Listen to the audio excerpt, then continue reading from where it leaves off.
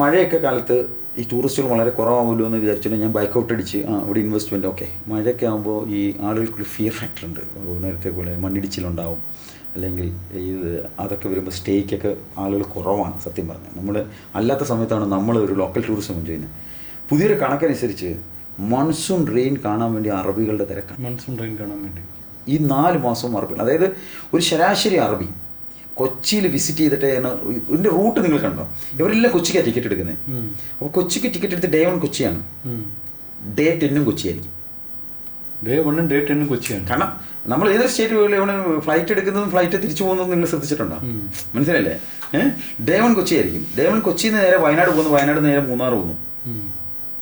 മനസ്സിലല്ലേ? അത് തിരിച്ച് വീണ്ടും ലാസ്റ്റ് റൗണ്ടും കൊച്ചിയിലെത്തും. മനസ്സിലല്ലേ? അതുപോലെ അറബികൾ വരുന്നത് 25, 30, 40 പേരൊക്കെ ഗ്രൂപ്പായിട്ടാണ്. അറബ്സ് ഒരാൾ മിനിമം $5,000 കൂടി സ്പെൻഡ് ചെയ്യുന്നുണ്ട്.